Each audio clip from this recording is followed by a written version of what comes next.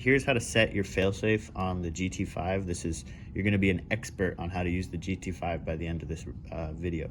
So the first thing is obviously turn the remote on. You always want to turn the remote on before you turn the truck on. So the remote, you turn it on the bottom here, on off, and then it comes up. So this truck right now is set to Model 4. You can use this radio for all other RCs, up to 20 of them. And the voltage is the voltage of the batteries in the remote. So you use the wheel here to spin and select through the different options. And then if you push the wheel, that enters into the menu on the top. So I'm pushing it once. Now it's selected model. And then I can cycle through with the wheel and go through all the options. It goes from left to right and top to bottom.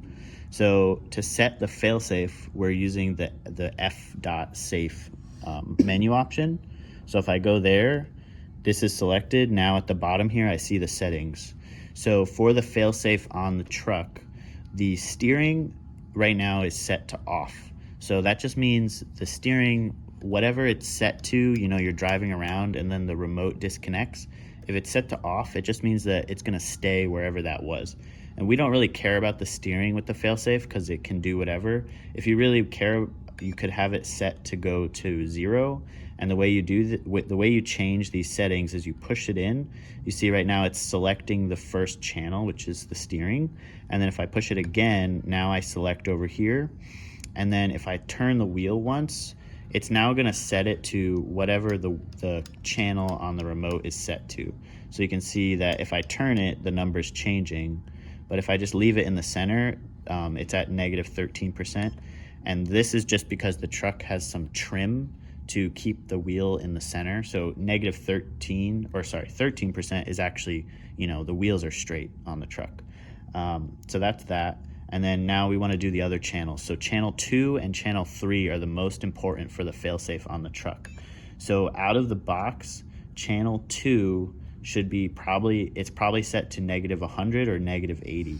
And the way you change this is I'm selecting channel 2 and then I push it again. Now it's set to whatever channel 2 is. So I'm moving the throttle. It's changing the number on the screen. So full throttle is 100%. Full brake is -100% or -80% because we changed the endpoint on this truck. So now I have channel 2 set to -80. And then the last thing is channel 3. Right now it's set to off. So channel 3 is the kill switch. That's this button right here on the remote. And if I push it once, you'll see it's selecting off right now. I turn the wheel once. Now it's saying it's gonna set to this number. So I just push it again and we want this -100 because that's off for the kill switch. So I just push the wheel in and now that's set. So I can go through here and just check channel 1, it's gonna go to straightforward on the wheels for the steering. For the throttle, it's gonna go to -80 for the brake. And then for channel 3, it's gonna go to -100 for the kill switch. So now we have it all set. And the last thing to do is just test it.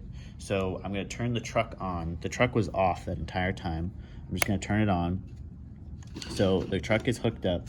All the functions, the truck's working as it normally would. The wheels are turning, throttle and brake are fine. And then in here, we'll check the kill switch. So it's flashing red, push it, now it's solid green. So the truck's working exactly as it should. So now I'm just gonna turn the remote off. This is gonna simulate if the truck disconnected from the remote.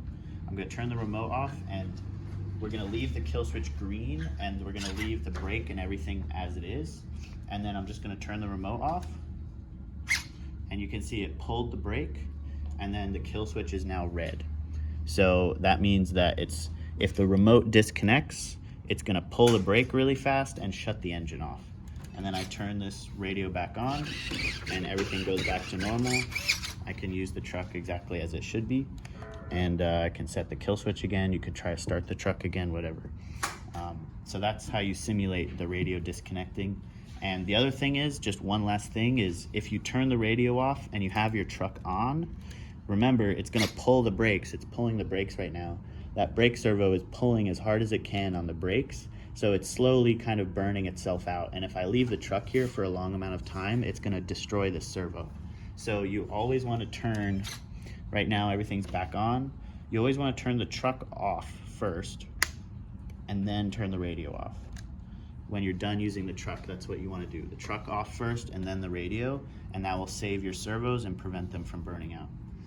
Yeah, that's basically it. Now you're an expert on GT5 and Failsafe.